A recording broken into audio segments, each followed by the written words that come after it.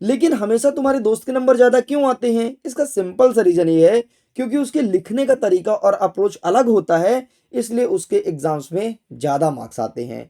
तो स्टूडेंट्स, यहाँ पर मैं 2 टॉपर की कॉपी दिखाऊँगा। पहला टॉपर ना 75 में 75 नंबर लेकर गया था साइंस के पेपर में, एंड जो दूसरा टॉपर था, अफ़सोस इसका 1 नंबर कट गया था और ये 74 नंबर लेकर के आया था साइंस के पेपर में। तो चलिए सबसे पहले हम देख लेते हैं 74 नंबर जो टॉपर लेकर गया था उसने क्या गलती की थी और क्या चीज़ नहीं लिखी थी ताकि उसका नंबर कटा था। तो देखो सबसे पहले जैसे मैं कॉपी ओपन करता हूँ, तो मेरे नज़र से एज अ टीचर इसने एक गलती की कि बगल में हाशिया नहीं खींचा है। आमतौर पर लगभग सभी टॉपर खींचते हैं, तो ये चीज़ तुम जरूर खींचना। एंड ये क्या लिखता है, आंसर नंबर फर्स्ट। देखो आंसर नंबर फर्स्ट, तो इसने क्या किया, देखो क्वेश्चन भी पूरा पूरा उतारा एंड फिर आंसर्स लिखा है, एंड आंसर को देखो इससे अंडरलाइन किया। ठीक, तो इसने पहले फिल इन द ब्लैंक्स को अटेंड किया था इस प्रकार से, देखो। ठीक, तो ये तुम्हें गलती नहीं करनी है, तुम्हें अपना समय बचाना है और तुम्हें केवल और केवल आंसर आंसर लिखना है। बाकी ये तरीका भी सही है, नो डाउट। लेकिन जब हमें कम लिखने पर ज़्यादा नंबर मिल रहा है तो हम अधिक क्यों लिखें? तो मैं यही कहूँगा केवल आंसर आंसर लिखो, ज़्यादा अच्छा तुम्हारा आंसर माना जाएगा। आगे बढ़ते हैं, इसने लिखा है आंसर नंबर सेकंड का आंसर। एंड देखो अब इसने आंसर आंसर लिखना स्टार्ट कर दिया। देखो पहले का आंसर ऑप्शन नंबर बी होगा, एंड इसने आंसर भी किया। दूसरे का ऑप्शन नंबर सी, और इसने आंसर भी किया। ऐसे तीसरे का देखो सी भी लिखा है, और इक्वरेट आंसर क्या होगा उसने ये भी लिखा। ऐसे ही नेक्स्ट चौथे पांचवे छठवे सभी में इसने यही तरीका फॉलो किया है। एंड तुम देख रहे हो ये काफी खुला खुला दूर दूर लिखा है। देखो ना, एक तो लाइन भी छोड़ा है, फिर जब ये कंप्लीट हुआ तो कुछ लाइन और छोड़ा है, और तब जाकर के यहाँ पर एक एंडेड लाइन खींचा है, मतलब अपने आंसर को इसने बॉक्स में किया है। हाँ तुम ये भी कर सकते हो, कोई दिक्कत नहीं, लेकिन अगर तुम लाइन छोड़ करके तुम्हें नहीं लिखना ना, वो भी लिख सकते हो। आगे बढ़ते हैं नेक्स्ट। ये रहा आंसर नंबर थर्ड का, ठीक है, एंड ये आंसर लिखा है, एंड इसके बाद इसने क्लोजर दिया लाइन खींच करके, एंड यहाँ पर इसका स्पेस छोड़ दिया। ठीक है, फोर्थ नंबर का आंसर देख लो, इसने ऐसा किया। चलो ठीक है, ये तो by the way OT OT था। हमें देखना है क्वेश्चन नंबर 6 से इसने आंसर कैसे किया था। देखो क्वेश्चन नंबर 6 का आंसर क्या कहता है, टू प्रॉपर्टीज पूछा है, ठीक है, मैग्नेटिक फील्ड का। तो सबसे पहले जो क्वेश्चन है पूछा था ना, उसको इसने हेडिंग बना करके लिखा है। प्लीज आप भी ये जरूर करना, इससे इंप्रेशन अच्छा जाता है और कॉपी चेक करने वाला एग्जामिनर खुश भी हो जाता है। तो देखो इसने प्रॉपर्टीज लिखो, ठीक है, इसमें कितने प्रॉपर्टी लिखे थे, आई थिंक 2 लिखना था, ठीक है, लेकिन इसने देखो 3 प्रॉपर्टीज लिखा। एंड प्रॉपर्टी का मेन पॉइंट क्या है, मेन हेडिंग क्या है, उस पर इसने अंडरलाइन किया, जो कि काफी यूनिक बनाता है इसके आंसर्स को। ये चीज आप भी कर सकते हो।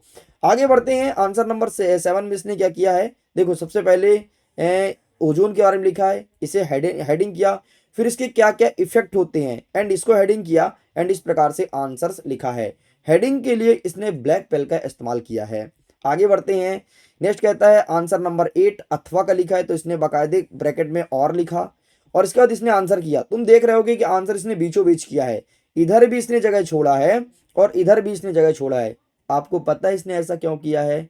इसने इसलिए ऐसा किया है ताकि एग्जामिनर को लगे कि वाह यार, ये बच्चा तो काफी बड़ा आंसर लिखा है, काफी अच्छा नॉलेज होगा इस बच्चे को, इसलिए इसने ऐसा किया।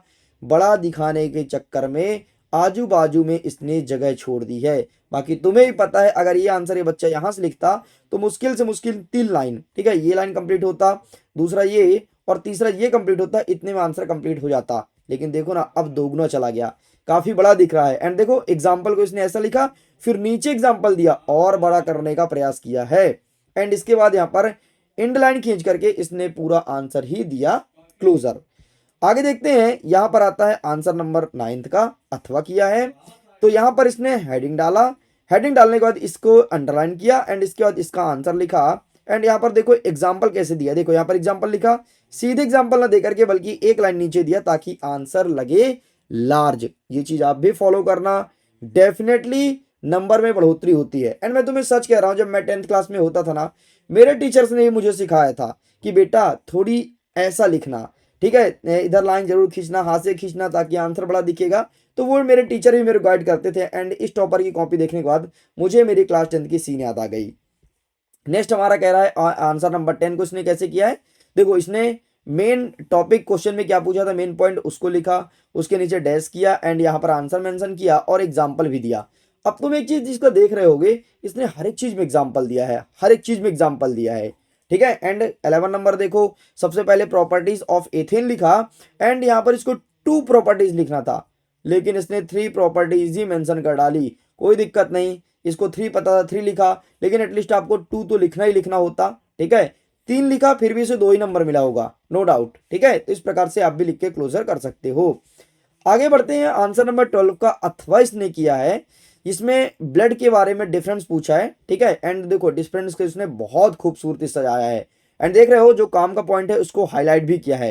एंड हर एक टॉपर ऐसे ही करता है यार, है ना। तो तुम भी कोशिश करो जब तुम हाइब्रिड को सॉल्व करना ना, तो तुम्हें भी ऐसा अगर कोई की पॉइंट लगे ना तो हाईलाइट जरूर करना। और अपनी कॉपी तुम मुझे टैग कर सकते हो, मैं तुम्हारी कॉपी चेक भी कर दूंगा, कोई दिक्कत की बात नहीं है। मेरा मोबाइल नंबर आपको पता है, 74 70 705 703, ये मेरा मोबाइल नंबर है। जो भी आंसर लिखो और तुम्हें ऐसा लगता है कि यार मैं सर से चेक करा लूं, तो मुझे टैग जरूर करना, मतलब मुझे व्हाट्सअप कर देना। आगे देखते हैं 19 नंबर, सॉरी 13वां नंबर का अथवा इसने लिखा है। देखो फंक्शन ऑफ ईच प्लांट के बारे में लिखा है। ठीक है, एंड ये पहला पॉइंट और दूसरा पॉइंट को इसने लिखा और बकायदे इसमें भी पॉइंट डाल के लिखा है। देख ठीक, अब एक चीज क्या किया, देखो इसने बहुत अच्छा काम किया है। अगर इसने यहां पर नंबरिंग कर दिया है ना, तो फिर यहां पर नंबरिंग नहीं किया। देखो यहां पर बुलेट पॉइंट दिया है, मतलब ये डार्क डार्क और बढ़िया पॉइंट रख दिया है, इसे कहते हैं बुलेट पॉइंट।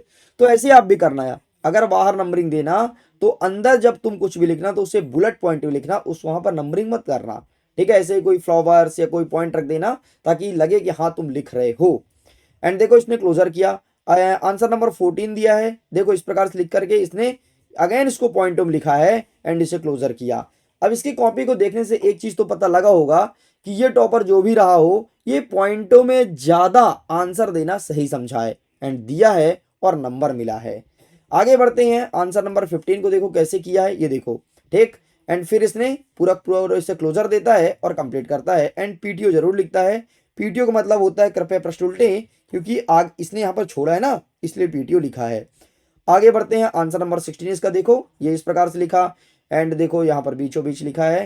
ठीक है, ये देखो ये पीछे ज्यादा खिसका दिया है, अगर यहाँ पर ये लाइन खींचा होता तो इसका आंसर और भी ज्यादा अट्रैक्टिव दिखता। तो ये लाइन कॉपी में तुम खींचते हो कि नहीं खींचते हो, मुझे कमेंट में जरूर बताना। ठीक है, क्योंकि मैं हर एक स्टूडेंट्स को बोलता हूँ कि खींचो खींचो, क्योंकि टॉपर्स खींचते हैं।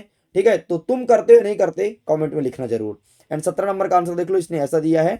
ठीक है, 18 नंबर का आंसर देख लो, अथवा। ठीक है, तो इसने पहला दिया पॉइंट लिख दिया, फिर इसका दूसरा पॉइंट लिख दिया है। ठीक है, फिर मेन हेडिंग लिख के छोटा सा और अंडरलाइन किया एंड इसके बारे में फिर अंदर लिखा। अब अंदर जब इसे एक्सप्लेन किया ना, तो इसे जो जो की पॉइंट लगा होगी यार काम का है इसे लिखना चाहिए, तो उसको लिखने के बाद इसने अंडरलाइन किया हाईलाइट करने के लिए। ठीक है, एंड देखो यहाँ पर 19 नंबर के इससे कुछ गलतियां हो गई थी, इसने ज्यादा काट पीट नहीं किया। देखो यहाँ पर एक लाइन खींचा था, ठीक है 19 नंबर डाला, फिर गलती हो गई तो केवल एक लाइन से नीचे काटा एंड देखो सिंगल कट लगाया है, एक कटिए और दूसरा कटिए, बस इतना ही करना है। गुचेड़ नहीं देना कि पूरी कॉपी खराब कर दें, पीछे पीछे वाली कॉपी के नेक्स्ट पेज तक वो पेन का चिन्ह पक रहा है, नहीं भाई ये सब नहीं करना है। ठीक है, एंड 19 नंबर का देख लो, इसने बकायदे बहुत खूबसूरती से नाम लिखा है और ऐसे क्वेश्चन भी आपके एग्जाम में इस बार आएंगे, बाकी हाइब्रिड जब तुम सॉल्व करोगे तुम्हें पता लग जाएगा। एंड आंसर नंबर 20 देख लो, इस प्रकार से तुम्हें लिखना है। एंड आगे बढ़ते हैं, आंसर नंबर 21 का इसने अथवा किया है। ठीक, एंड देखो इमेज बहुत खूबसूरती से बनाया है और पेंसिल का इस्तेमाल किया है इमेज को ड्रॉ करने में। ठीक है, अब देखो 22 के जब इसने आंसर किया है ना, तो जो भी लिखा है इसने, देखो जैसे NH3 लिखा है। ठीक है, ये फॉर्मूला जो भी लिखा है, इक्वेशन को बैलेंस किया है, तो जो जो क्वेश्चन में गिवन था ना उसको ब्रैकेट में किया है। देखो कितनी अच्छी बात है यार, है ना, ये चीज वाकई में सीखना चाहिए। जो जो इसने इसके क्वेश्चन में दिया था उसको उसको ब्रैकेट में किया है एंड जो इसने परिवर्तन किया है उसको बाहर रहने दिया है ब्रैकेट के बाहर, ताकि एग्जामिनर को समझ में आए कि इसमें इसने परिवर्तन किया है। अब देखो जैसे ये वाला ऑलरेडी बैलेंस था, ठीक है, तो इसमें कुछ इसने चेंजेस नहीं किया ना, तो बस पेंसिल से ब्रैकेट में कर दिया, बस हो गया। देखो ना काफी खूबसूरत आंसर दिख रहा है। ठीक है, पहले क्वेश्चन लिखा फिर उसका नीचे answer, question answer question answer, बहुत ही प्यारा लग रहा है सच में काफी। ठीक है, एंड देखो एग्जामिनर बहुत खूबसूरती से चेक भी किया, सब में एक एक नंबर भी देते गया है। आगे बढ़ देखते हैं इसका डायग्राम, नेक्स्ट डायग्राम इसका देखो, बहुत अच्छे से इसको एक्सप्लेन किया है, न्यूरॉन्स का डायग्राम है। ठीक है, ये देखो पूरा पूरा डायग्राम बनाने के बाद बढ़िया पेंसिल से और इसे क्लोजर दिया है। अच्छा, इसने डायग्राम पेंसिल से बनाया है, लेकिन इसने जो नेम लिखा है ना वो पेन से लिखा है। पता है ऐसा क्यों?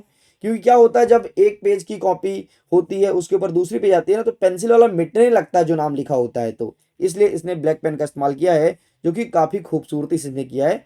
बाकी ये गलत हो गए तो इसने कट कर दिया है। बाकी ये तरीका हमें सीखना था। एंड ये देखो ये फिर यहाँ पर नेफ्रॉन का चित्र बनाया है, ठीक है। एंड देखो बड़े खूबसूरत चित्र बनाया।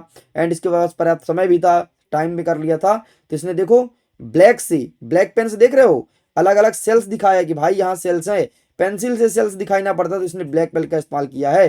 तो अब तुम्हें पता चल चुका हो कितना कंपलसरी है ब्लैक पेन ले जाना, और सारे सेल्स को शो करने के लिए या फिर मेन हेडिंग को सेल्स करने के लिए या फिर कोई भी की पॉइंट के नीचे अंडरलाइन करने के लिए ब्लैक पेन बहुत ज़्यादा काम आता है। आमतौर पर स्टूडेंट्स एक ही पेन का इस्तेमाल करते हैं, ठीक है, लेकिन आप प्लीज़ दो पेन का इस्तेमाल करना, ब्लैक एंड ब्लू। एंड आगे देख लो नेक्स्ट क्वेश्चन का आंसर। एंड इस प्रकार से ये होता है इसके कॉपी का क्लोजर। एंड इसे मिला था 74 मार्क्स, एक नंबर इसके कहीं पर काट लिए थे, हो सकता है इसके लिखावट में काटे होंगे, मुझे तो यही लग रहा है, ठीक है।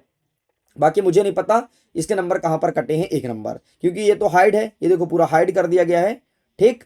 नेक्स्ट हम दिखाते हैं आपको दूसरे टॉपर कॉपी जिसने 75 में से 75 लेकर के आया था। देखो सबसे पहले बहुत अच्छे से लिखा है क्वेश्चन नंबर 1, ठीक है, ट्रू फॉल्स लिखा है, तो देखो ट्रू फॉल्स यहाँ पर लिखा है, और ये चीज ये टॉपर ने नहीं किया था, ठीक है। तो ये चीज बिल्कुल तुमको करना चाहिए, मैं होता तो मैं भी इसी को फॉलो करता सेम टू सेम, ठीक। आगे लिखने के बाद ये देखो क्वेश्चन नंबर 2 में मैच द करेक्ट पेयर, देखो ना बाकायदे लिखा है, फिर इसने हेडिंग डाला, और देखो ये साइड में हाथ से खींचा है, मैं इसी हाथ से तो बात कर रहा था यार कि खींचना चाहिए, ये देखो इसने खींचा है, ठीक है, फिर इसने क्लोजर दिया, देखो बाकायदे, ठीक। तो ऐसे तुम्हें आंसर्स करने हैं। एंड क्वेश्चन नंबर 3 का आंसर देखो, आंसर इन 1 वर्ड वाला, ठीक है, ये पहले का आंसर, ये दूसरे का आंसर, तीसरे का आंसर, चौथे का, पांचवे का 1 वर्ड में आंसर किया है। एंड ये रहा 6वें का, दैट्स इट। देखो काफी खुल के और दूर दूर लिखा है।